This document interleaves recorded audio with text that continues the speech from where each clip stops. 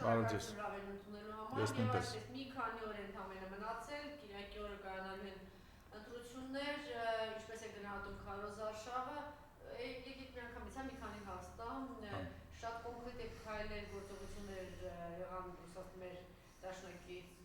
գործընկեր երկրից Ռուսաստանի Դաշնությունից, այսօր արդեն ամսի 2-ն է ձգան,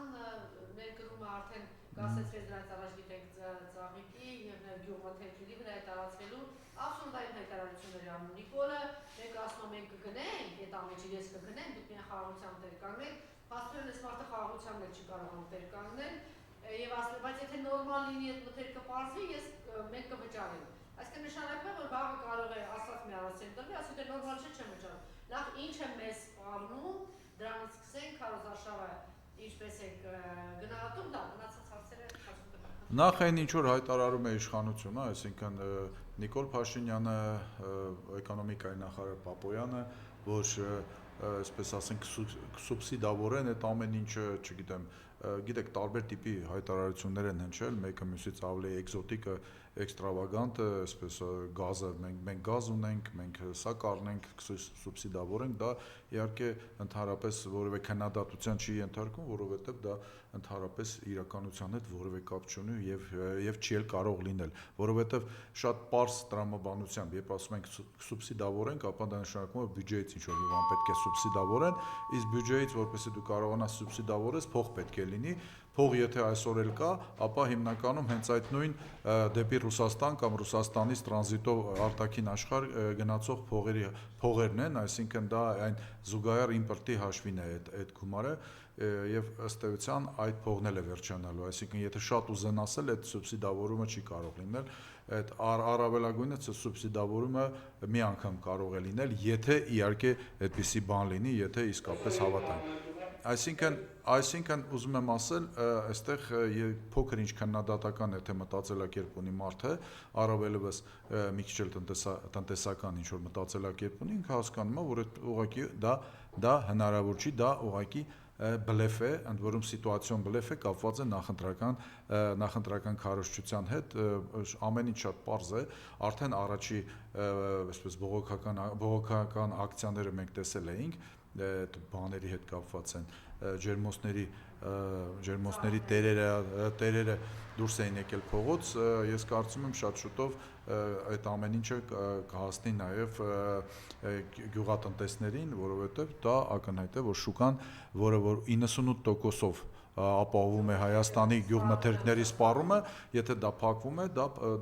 կատաստրոֆիկ է փակվում, որովհետև որևէ մեկը այլ շուկաներ մեզ չի էլ որովհետև չեն սպասում։ Նորից եմ ասում են, ես հենց այդ էի բացատրում, որ նույնիսկ սուբսիդավորման համար գումար է պետք։ Այդ գումարը եթե այսօր կա, վաղը չի լինելու, որովհետև այդ գումարը, այս մեծ գումարները, որ հիմա մեր բյուջեն ավելացել է, տենց պարծենում են, դա գիտեք, որ զուգահեռ էքսպորտի հարցն է, դա ռուսական, այսպես ասենք, փողեր են, որոնք պայմանավորված են մի մասը իհարկե, ոչ թե ամբողջը, որոնք պայմանավորված են ռուս-ուկրաինական պատերազմի հետ։ Եվ եթե Ռուսաստանը ըստ էության փակվում է նաև այդ աղբյուրը, այսպես կոչված սուբսիդավորման։ Հենց այս սրա մասին նույնիսկ խոսել պետք չի, ես կարծում եմ քիչ թե շատ նորմալ ուղեղ ունեցող տնտեսագետները, ել չեմ ասում նորմալ տնտեսագետները, ես կարծում եմ իրենց ելույթ ունենալու ժամանակն է, որպեսզի շատ պարզ մատերի վրա բացատրեն, ես բացատրեցի այսպես ասենք, իսկապես մատերի վրա այս առումով։ Ինչ վերաբերում է քարոզչությանը, պարզ է, որ վերջի շաբաթն է, պարզ է, որ հիմա ամեն ինչ դրվելու է սեղանին, ամեն ինչ դրվելու է, յուրաքանչյուրը մի կողմից հայտարարում են մենք մեծամասնություն ունենք, Նիկոլի մասին է խոսքում, մյուս կողմից բացարձակ տերոր է համատարած, այսօր մտել են Հայաստան Դաշնքի մի քանի գրասենյակներ, քիչ առաջ իշխան Սաղաթելյանը ներկայացրեց, թե ինչ տերոր են անում շտաբներով, գրասենյակներով եւ այլն։ Նույն բանը գիտեք, որ հետևողականորեն արվում է ուժեղ Հայաստան հետ կապված, էլի կան ակտիվից կան նորից ձերբակալվածներ։ Մի կողմից թվում է թե հանգիստ է, այլ չեմ ասում Բարգավաճից, գիտեք, երկրորդ անդամ Անահիտ Թևանյանը ձերբակալել նույն տերորը իրենց նկատմամբ է։ Մի կողմից այդպիսի հայտարարություններ, մյուս կողմից տերոր, վախեցած է թե ինչպես ասում են, ստրախով կա, հա, իրեն ապահովում է իրեն։ Գիտեք, ես կարծում եմ, որ ինքը վստահ չի ընդհանրապես այն ինչի մասին է խոսում է, չէ, վստահ չի էլ կարող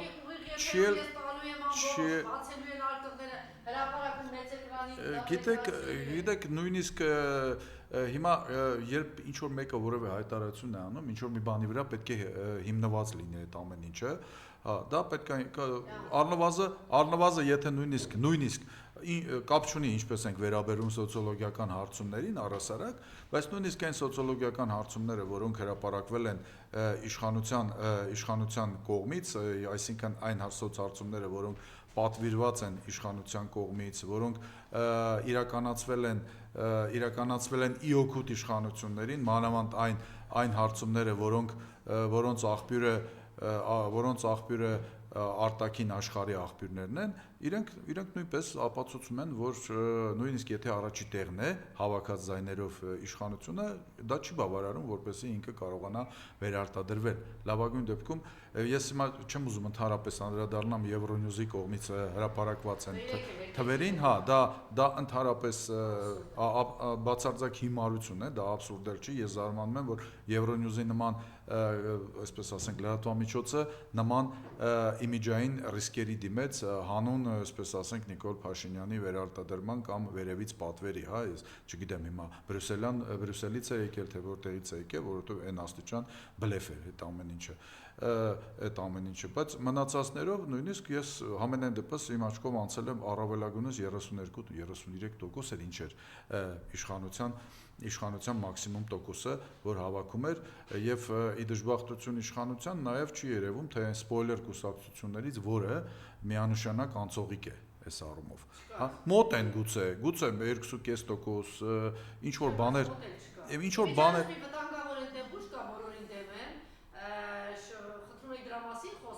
ակնհայտ ներդրված է իշխանությունների կողմից եւ հնարավորինս հեղինակազրկել վարկաբեկել ընդհանրապես ընտրության չէ, այս գործընթացը եւ երեք է ցինիկաբար իբրտեն բանավեճի ժամանակ խոտ աուտում, ցույց տվեց եւ կենթանիներ են խոտել կողմերի չէ, դե տարբերություն չկա, էլի կենթանիները ցիգաներ են մտում։ Այսինքն ինչ վտանգավոր բան է անում եւ խնդրեի որ Ես ասեմ ձեզ, իմ տպավորությամբ այն զանգվածը, որը արդեն որոշել է գալ ընտրությունների, իմիջիալոց ասեմ ձեզ այս ընտրարշավի դրական մասը, կարծես թե այն է, որ գոնե բոլոր սոցհարցումները ինչ տարբերություններ իրենց մեջ կա, մեկը մյուսին չի բռնում շատ դեպքերում, մանավանդ ընդդիմադիրների հետ կապված, բայց գրեթե բոլորի մոտ բավականին բարձր մակարդակի է, բարձր ցուցանիշ կա մասնակցության պատրաստ մարդկանց, ընդ որում մեկը մյուսից ավելի բարձր համենայն գոնե վերջինը լավ հիշում եմ բանը Գելլափը ասում էր որ 60 մոտավորապես 60% հաստատ պետք է գնան, մոտավորապես 12%-ն է թե ինչքան էլ ավելի շուտ կգնան, դե համարենք 60%-ը, 60%-ը դա հենց այն այսպես ասենք այն թարգեթն է, այն թիրախն է 1.5 միլիոնն է, որի մասին շատ են խոսում։ Եթե 1.5 միլիոն մասնակցում է ընտրություններին, ապա ես կարծում եմ իշխանության վերարտադրման շանսերը ավելի քան տեսական են, եթե չէ, ես խոսում եմ 1.5-ի մասին, որը որ գրեթե երաշխավորված է այդ ամեն ինչը անում, 1.5 կամ 1.350 հազարը դա իհարկե պայքար է որոշակի այնուամենայնիվ խոստանում, 1.5-ի դեպքում ես կարծում եմ իշխանության շանսերը առավելագույնս փոշիով, այդ թվում նաև ձեր նշած կուսակցությունների եւ կուսակցության ձայներով հանդերձ փոշիացման պարագայում ես կարծում եմ իշխանության ձայները մաքսիմում ելնում են 42-43%, հավաքական ընդդիմությունը այդ պարագայում եթե խոսքը անգամ 3-ի մասին է, որովհետեւ այնուամենայնիվ մենք երևի թե չպետք է վերջնականապես աբոյմայից հանենք 4-րդը միասնության թևերը, եթե իրենց հաջողվում է շեմը անցնել, ապա պարզ է, եթե 4-րդն էլ է լինում դա 100% ընդդիմությունը կարողանում է հաղթել ընտրություններում հավաքական, եթե չէ, ապա ես կարծում եմ այնուամենայնիվ մոտիկ է լինելու։ Մնացածը տեսական հաշվարկներ են, որովհետև իրավաբանները բացատրում են երկրորդ փուլի մասին եւ այլն։ Իմիջիալոց երկրորդ փուլ հասկացողությունն էլ եթե լինի էլ դա ստրատեգիական տեմպի առավելություն է տալիս ընդդիմությանը, որովհետև ես կարծում եմ այդ ժամանակ արդեն վարչական ռեսուրսում էլ է որոշակի տատանումներ սկսվում, որովհետև սկսում են հասկանալ, որ իշխանությունը կամ իրենց ղեկավարը ամենազորը չէ իսկապես։ Այն հավաստիացումները, այդ որ մենք 65% ենք վերցնելու եւ այլ, այդ ամեն ինչը իսկապես ի սկզբանե հասկանալի է, որ абսուրդ է, իսկ եթե հանկարծ այդպիսի վարիանտ եղավ, ես կարծում եմ շանսերը սովորաբար հենց այդպես է լինում է, որովհետեւ վարչական ռեսուրսի ազդեցությունը զգալիորեն նվազում է եւ ամեն դեպքում սկսվում է այն, եթե իրենց բառապաշարով ասենք, բառացիորեն սև սպիտակի տարբերակ է սկսում, բայց հիմա դրա մասին չենք խոսում, ես ասում եմ, որ եթե մասնակցում է 1.5 միլիոն, այսինքն 60% ընտրող, այդ պարագայում իշխանությունը գրեթե համարյա թե երաշխավորված շանս չունի բան։ Ես համաձայն եմ, որ 1.350-ի դեպքում էլ այդպես է։ Հիմա շատ բան այս պարագայում կախված է Երևանից, Երևանի մասնակցությունից, քանի որ Երևանում վտանգավոր բան կա, անդիմադիր թևերը այսպես շատ են հիմնական ձայները տանելու են, օրինակ Հայաստան դաշինքը այստեղից է տանելու, նաև ուժեղ Հայաստանը այստեղից է տանելու եւ այնտեղ կան արբանյակային ուժեր Նիկոլի Կարքին Հայկո է, բոլորին դեմ է, ինչ-որ Գուրգեն կա, չգիտեմ ով է Գուրգենը, այդ բոլորը շատ ձայներ են փոշիացնելու Երևանում եւ այդտեղ վտանգավոր բան կա։ Գիտեք, դե հիմա դա օբյեկտիվ իրականություն է, մենք ի սկզբանե մենք խոսացել ենք այդ բանի մասին, փոշիացվող ձայների հաշվով, ես միշտ իհարկե, ես միշտ ասել եմ, իհարկե այս ընտրություններում կա այդպիսի դրական մի տենդենց, որ այնուամենայնիվ շատ կուսակցություններ միավորվել են խոշոր միավորների մեջ, կան ինչ-որ ուժեր, որոնք կամ իրականում սպոյլեր կուսակցություններ են իշխանության կողմից, այսինքն ներդրված որպեսզի փոշիացնեն կամ իրենց փոխարեն քարոզչության ժամանակ, այսպես ասենք, բան անեն, թիրախավորեն նաև ընդդիմության տարբեր թևերին, ամեն մեկը իր այսպես ճաշակից ելնելով, ամեն մեկը իր ֆունկցիան ունի, այս առումով, իհարկե, եթե այսօր ձայները այսպես փոշիացվում են, դա ամեն դեպքում բացասական է այս առումով։ Ես կարծում եմ եւ հույս ունեմ, որ ամեն դեպքում, քանի որ այս ընտրությունները իրենց բնույթով բացարձակապես տարբերվում են այլ ընտրություններից, որովհետեւ գոյաբանական բան ունի, այսպես ասենք, նարատիվ ունի եւ նշանակություն ունի, ես կարծում եմ, սա այս ընտրություններում նույնիսկ ովքեր որ երբեք չեն մասնակցել եւ իսկապես եթե գնան այդ ընտրություններին եւ դա ողջունելի կլինի եւ մենք պետք է անընդհատ իհարկե իրենց բացատրենք, կոչ անենք, որ պետք է գնալ ընտրությունների 15 րոպե կամ կես ժամ այդ օրվա մեջ Կիրակի օրը պետք է հատկացնել այս գործընթացին, իհարկե գնալուց էլ պետք է փորձեն լուրջ ընտրություն անեն, այլ ոչ թե, այսպես ասենք, ուղեղով ընտրեն, այլ ոչ թե սրտիկով կամ մարմնի այլ օրգաններով, էլի ընդհանրապես էմոցիաներով միայն, այսպես։ Այսինքն այստեղ շատ կարևոր է արդյունքը նաև, արդյունքը, որովհետև յուրաքանչյուր ձայն այստեղ շատ կարևոր է լինելու առհասարակ։ Այնպես որ այսպիսի ընտրություն է, անկախ նրանից թե ինչ է հայտարարում իշխանությունը, իշխանությունը գիտեք, տարբեր շրջաններում էս վերջի 2-3 ամսվա ընթացքում ինչ տոկոս ասել է, ինչ տոկոս, վերջին այն ամենա սկսած 65-66%-ից, որ այսքան ձենա մեզ պետք որ սահմանադրությունը փոխենք, վերջացրած, որ ասենք բանը, իրենք անցողիկ են, ինչ են եւ այլ, նորից եմ ասում, կա թվաբանություն։ Եթե մասնակցում է, հիմա մասնակցելու հարցն է, Երևան քաղաքը, քանի որ ամենաշատ ընտրողը այստեղ է, այստեղ պետք է մոտավորապես այդ միջին ստատիստիկական թվին համապատասխան լինի։ Շատ լավ, արդյոք ընդամենը 4 օր է մնացել, կան ընդհանուր այսպես նարատիվներ, որ հիմա խորհուրդ կտայք, որ այդ ուղղությամբ 3 ընդդիմադիր ուժերը գնան այդ ուղղությամբ եւ դա կարեւոր է։ Որտեղ մի քանի բանից ակնհայտ է, որ հասկացա վտանգավոր է, իսկ այդ առումով սուպեր է, Նիկոլը կարողանում է միանգամից վտանգը տեսնել, օրինակ տեսեք ոնց հրաժարվեց 300,000 ադրբեջանցի բերելուց։ Միջև այդ իրենք այսպես բանը ըմբռնումով էին մոտենում։ Ինքը շատ լավ հասկանում է երկրորդ վտանգավոր բանը, որ եթե սանկցիաները գնան, նշանակում է, որ տնտեսության տապալում, գյուղատնտեսության գործանում, ինքը սկսել է ինչ-որ բաներ դրա մասին խոսել, որ սա է։ Պատերազմի հետ կապված, որ ասենք տարածքներ զիջելու հետ կապված, հիմա զգուշավոր է եւ ուրիշ բաներ է խոսում, չգիտեմ, այս առումով, այս 4 օրը կկարողանա շատ ավելի թիրախավորված նարատիվներ օգտագործել եւ շահել։ Այլևս որ Ոչ ժամանակ կա, ոչ Ես կարծում եմ, որ ամենայն դեպս այն թեզերից, որի մասին դուք հիշատակեցիք, որոնք ամենայն գլխավոր թեզերն էին թերևս, ոչ միայն այս նախընտրական շրջանում, այլ մինչև այլևս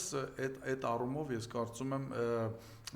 ռադիկալ փոփոխություն մարդկանց ուղեղներում դժվար է անել, այսինքն այդ 300,000 օրինակ անտարբեր գյուղացին, որ ինքը գիտի վաղը իր Չէ, ես դա չեմ ասում, այսինքն տեսեք, ես նկատի ունեմ 300,000 այդ բաներից, ադրբեջանցիներից հրաժարվել է եւ այլն, մենք տեսնում ենք, որ իշխանության համար դա գերզգայուն եւ շատ թույլ թեմա է եւ ինչ էլ ուզում են անել, միևնույն է դա ես կարծում եմ այդ թեզը իրենք չեն կարողանում դրա տակից դուրս գալ, որովհետև մի բան է, երբ իշխանությունը ասում է, չէ, տենց բան չկա, եւ մյուս բանն է, երբ ընդդիմությունը փաստացի ամենօրվա ռեժիմով, ամեն ժամվա ռեժիմով ցույց է տալիս Ալիևի ելույթները եւ ամենամեծ արգումենտը դրա, որ ընդամենը մի քանի օր հետո ընտրություններից հետո Նախճեվանում լինելու է հենց այս թեմայով մեծ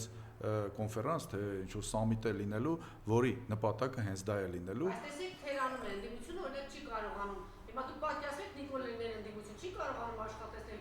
յուղ մթերքը չի գնալու եւ դա սով է եւ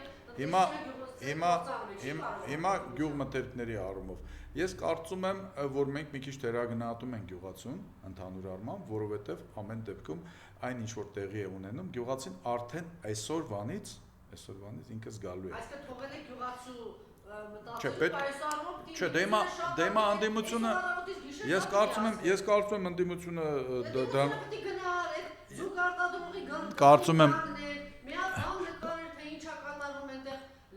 Ես իհարկե համաձայն եմ, որ գետնի վրա պետք է ավելի ակտիվ աշխատել, գետնի վրա միայն քարոզչությամբ չպետք է արվի այդ բաները, բայց ես որքանով ամենայն դեպս ընդդիմադիր TV-ներով 1-2 անգամ տեսել եմ, Լարսում ընդեղ այսպես ասենք ամենօրվա ռեժիմով գոնե բաներից կանալներից մեկը ամենօրվա Համաձայն, այսինքն ինքը պատկերավոր պետք է լինի եւ գետնի վրա, բացի քարոզչությունից, թեպետ նորից եմ ասում, գիտեք, այս բաները գյուղատնտեսները իրենք ուղղակիորեն կապված են նաեւ սպառողի հետ, ոչ թե սպառողի, այլ իրացնողի հետ։ Այսինքն, եթե հիմա օրինակ վաղը կլուբնիկ վաճառողին չի գալիս են բանը մոտենում մեծածախ գնորդը ըստ էության իր մոտ հարց է առաջանալու, բա ինչի չենք անում, որովհետև իր հետ արդեն Ռուսաստանում ընդունողը արդեն խոսացել է, ասել է իմաստ չունի։ Այս ուզում եմ ասեմ, այս 1-2 օրվա պրակտիկ հողի վրա, նույնիսկ եթե ընդդիմությունը այնքան բան լինի, անտաղանդ լինի ու ոչ մի բան չանի, ես չեմ կարծում իհարկե այդպես են անելու, որովհետև սա իսկապես թեմա է այս ամեն ինչը, ես կարծում եմ պրակտիկ կյանքը 1-2 օրվա ընթացքում այս նոր իրողությունը բերելու է գյուղացուն հասնելու է 1-2 օրվա ընթացքում, բայց համաձայն եմ, որ պետք է գոնե տեղի Մենակ տեսախցիկների մասին չի խոսքը։ Ես կարծում եմ տեղի լուրջ մեծ քաղաքական ուժերը, հենց նրանով են մեծ, որ ունեն կառույցներ յուրաքանչյուր բանում, այսինքն եթե դա Արարատյան մարզն է, եթե դա, չգիտեմ, Արմավիրն է եւ այլը, այսինքն անպայման չի, որ ամենավերին լիդերները, ամենամեծ լիդերները, այսպես ասենք, գնան հասնեն այնտեղ, ես կարծում եմ տեղի կառույցներն էլ դրանով կարող են զբաղվել, ոչ մի հանրահավաք էլ պետք չի ուզում ասեմ հեչանել։ Երեք ուժերի ամենաուժեղ կողմերը եւ ինչու պիտի գնան իրենց ձայն տան։ Ես կարծում եմ, ես հիմա բանով չեմ ասում, հերթականությունը, ինչպես ուզում եք ասեմ, լավ, ուժեղ Հայաստանի պարագայում, ուրեմն դա ըստ էության նոր առաջնորդ է իր ուժեղ կողմը, որը որ ունի համապատասխան կենսագրություն եւ այն ինչ որ առաջարկում են իրենք, իսկ իրենց այնուամենայնիվ իրենց կարգախոսները դա ամենաարմատականը չեն, այլ ավելի շուտ իրենք ընտրել են ավելի դեպի ապագա ուղված այսպես բաներ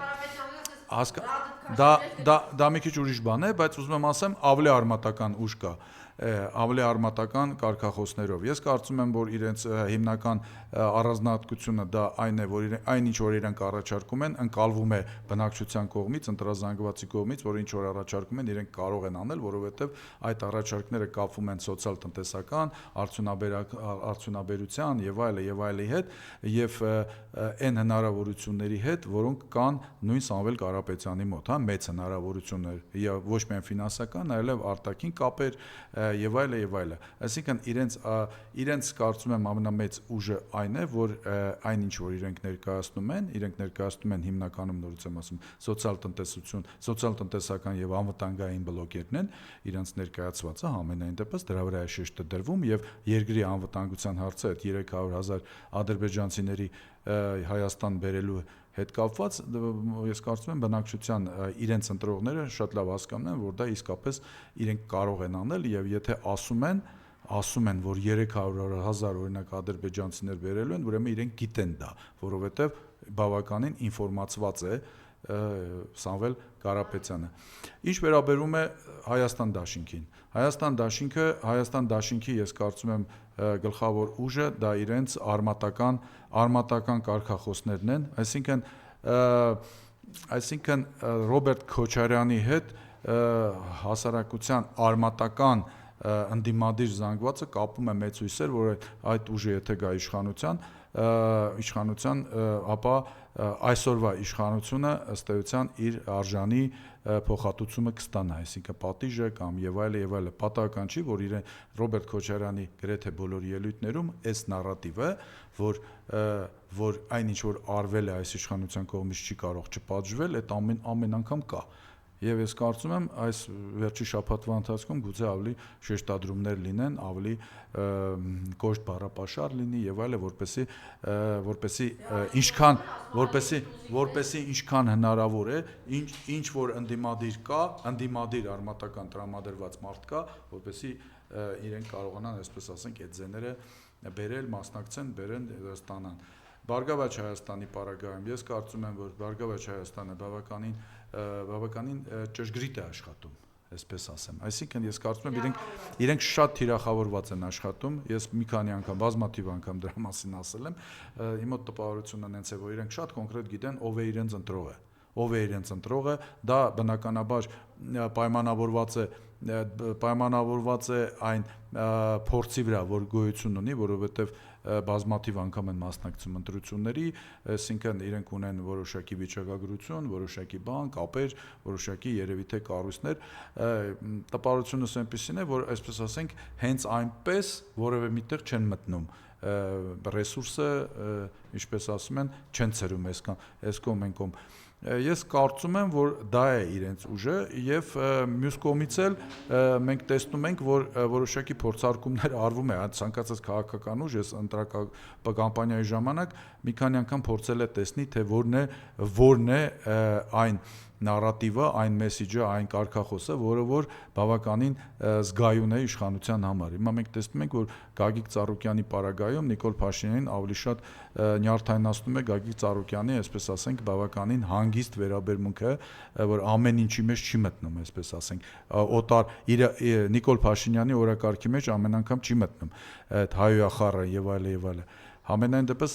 ես կարծում եմ դրանով է պայմանավորված եւ այն արտահայտությունը, որ ես չեմ իջնելու իր մակարդակին, մենք տեսանք, ասենք ինչ բանի հասցրեց իրան եւ այլը։ Բացի դրանից ես կարծում եմ նաեւ ինքը գուցե սոցիոլոգիա է ստանում ամեն անգամ, որովհետեւ համարվում է, չէ, ընդհանրապես, որ այս իշխանության ուժը կամ Նիկոլի ուժը դա հիմնականում մարզերն են, մարզերը չէ, գյուղերը նույնիսկ, իսկ Ծառուկյանը ես կարծում եմ բավականին շատ ձայներ հանում է, քաշում է, այսպես ասենք, նաեւ գյուղերից, որը որ Երևանի եւ մյուս մեծ քաղաքների պարագայում, թուլության պարագայում իշխանության բավականին բարդ վիճակում է դնում Նիկոլ Փաշինյանին եւ ես կարծում եմ, որ դա բավականին իր համար վտանգավոր է, դրա համար էլ այսպես մենք տեսնում ենք վանդակների մասին, չգիտեմ ինչերի մասին, նստելու ես եւ այլը։ Բանի պարագայում, եթե խոսենք հիմա 4-րդ ուժի պարագայում, ես կարծում եմ իրենք պետք է ավելի ակտիվ լինեն երիտասարդական շրջանակում, հա, ես կարծում եմ դա իրենց ռեսուրսն է, որը իրենք միջևերջ չեն օգտագործում։ Անակնկալ կլինի այս ընտրությունն, եթե ինչ է կարծում կլինի։ Ես կարծում եմ դա իմ կանխատեսումն է, քանի որ այսպես տարբերությունը ձայների ցանկացած պարագայում շատ մեծ չի լինելու, ես չեմ բացառում կամ ավելի շատ հավանական եմ համարում յետընտրական ինչ-որ զարգացումներ, որին երևի թե ընդդիմությունը, որքանով ես հասկանում եմ իրենց հայտարարություններից, պետք է որ ինչ-որ պատրաստ լինի, այդ պլան A-ը, B-ը, չգիտեմ որն է այդ առումով, որովհետև օրինակ երկրորդ նախագահան ասում էր, որ եթե հանկարծ փորձեն կեղծեն, ապա հեղափոխություն է լինելու, ընդհանրապես հենց ուղիղ տեքստով է ասում։ Սամվել Կարապետյանը ասում է, որ իրենք ունեն իրենց պատկերացումները ժողովուրդը գդուզգա պաշտպանելու եւ այլ, մոտորապես նույն ոճով մնացածն են ասում, ստե ինձ դժվար է գնահատական տալ, որովհետև դա շատ կոնկրետ հարց է, բայց ընդհանուր առմամբ, երբ տարբերությունը այսքան ցածր կազմակերպությունը ընդդիմության մեջ որ ունենա ոմանց մոտ տեսնում եմ, ոմանց մոտ։ Շնորհակալություն։ Ես եմ շնորհակալ։